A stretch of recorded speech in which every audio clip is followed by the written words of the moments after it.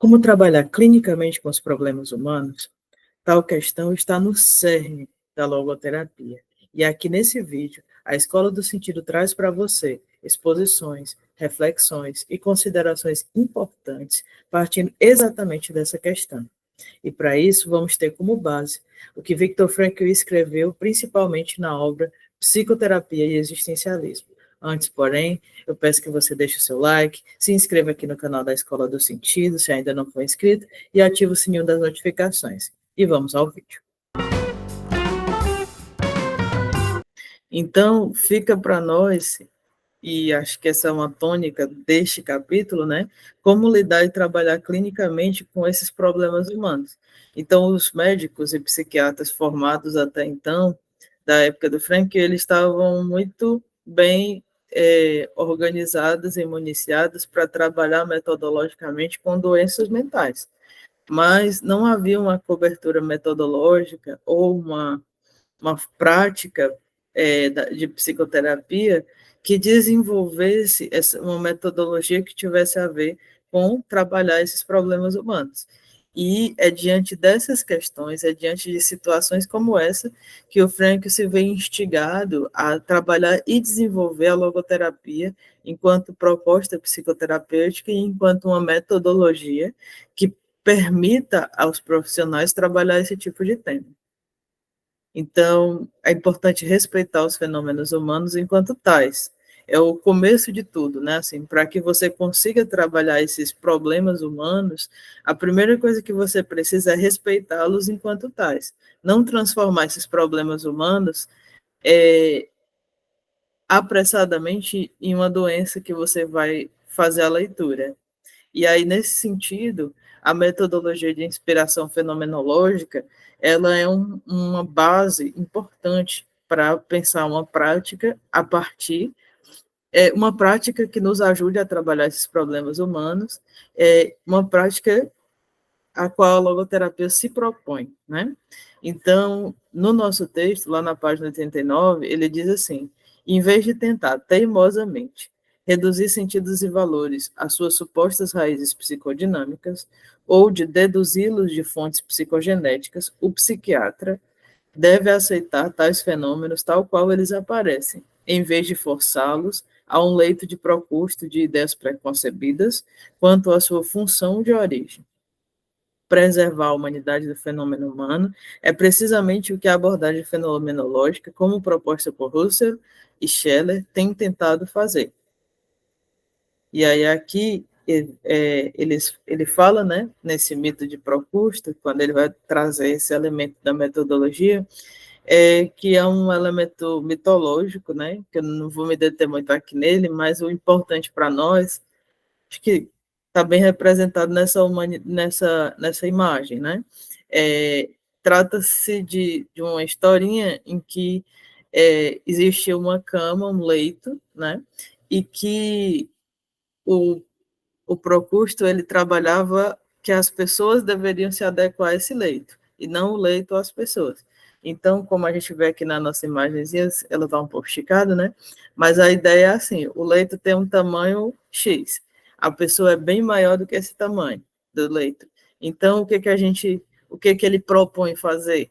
Cortar as pernas, o que nos parece um absurdo, né? Mas cortar as pernas a fim de que a pessoa consiga caber nessa cama, consiga caber nesse leito. Como eu disse, né? Só a própria ideia e a própria imagem nos trazem uma visão assim meio absurda, mas às vezes figurativamente, né, simbolicamente isso que se tenta fazer quando a gente tenta pegar fenômenos humanos que alguém está vivenciando, conflitos existenciais, e tentar fazer uma leitura apenas psicológica, apenas reducionista, apenas psicologista. É como se, de algum modo, ao fazer esse movimento, reducionista, a gente estivesse mutilando o próprio fenômeno humano. Então, aquele conflito, aquela situação que a pessoa vivencia, que ela traz para nós, a ideia metodológica da fenomenologia é a gente respeitar o fenômeno enquanto tal. E se a gente não faz assim, se a gente parte para uma vertente mais tradicional, de tentar fazer uma leitura em termos de sintomas, a gente pode já estar mutilando o fenômeno, né? E esse é um dos desafios de uma clínica que vá para além da doença mental e que trabalhe os temas existenciais.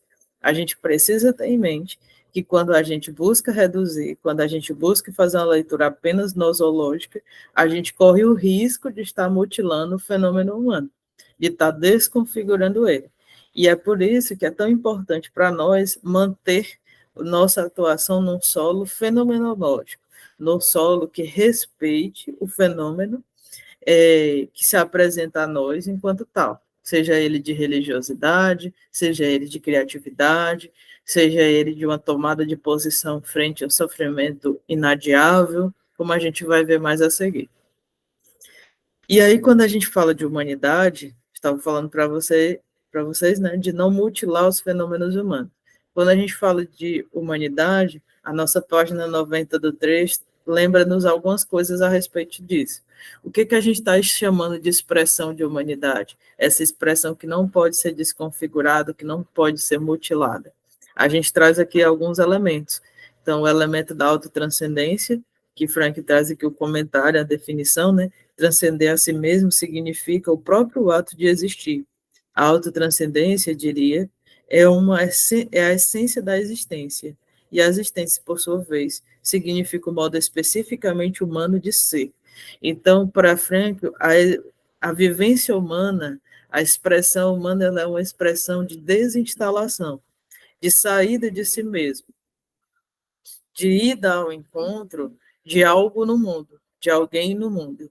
E quando a gente vivencia essa experiência de saída de si mesmo, de desinstalação, a gente está vivenciando que é mais específica, algo que é mais específico do nosso humano, que expressa a nossa humanidade.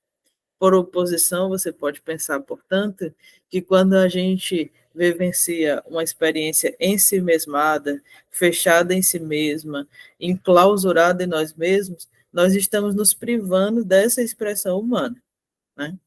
Aí tem uma segunda expressão humana que também está na página 90, que é o autodistanciamento, e que o texto nos coloca assim: refiro-me à específica capacidade humana de distanciar-se de si mesmo, por meio de uma emergência da dimensão noológica.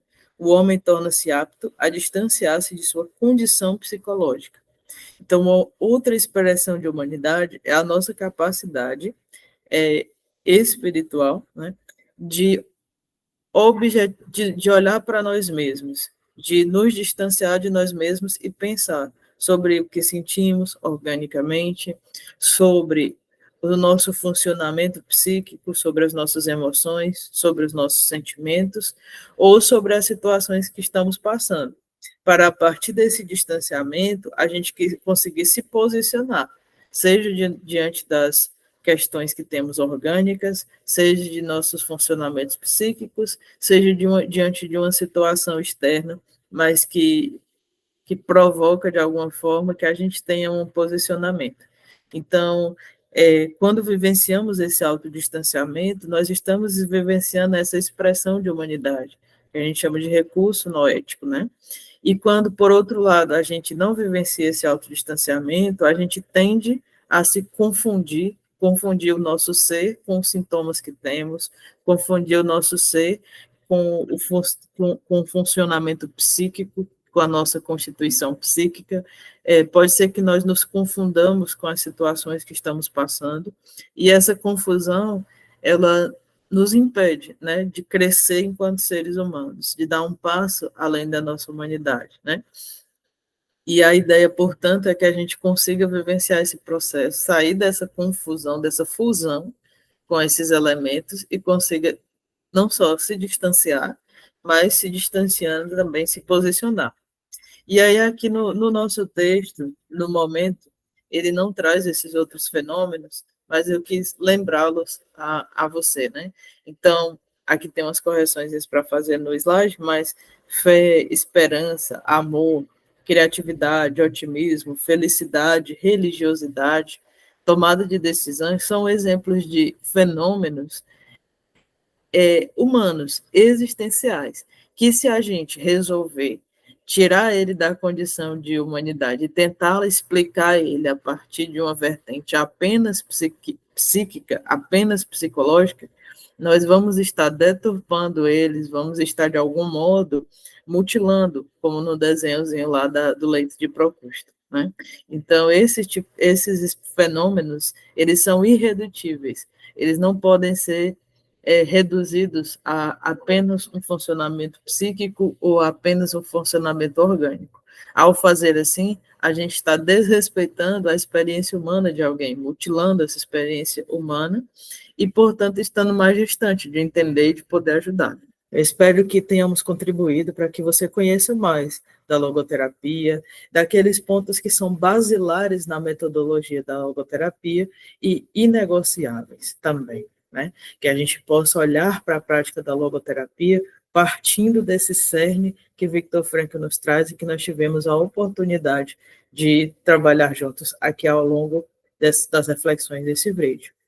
Peço que você lembre de deixar o seu like, se ainda não deixou, que compartilhe esse vídeo com amigos, com familiares, com pessoas que você sabe que gostam, que estão estudando a logoterapia, ou para quem você gostaria de apresentar a logoterapia, e também gostaria de sugerir que você nos siga no nosso perfil no Instagram.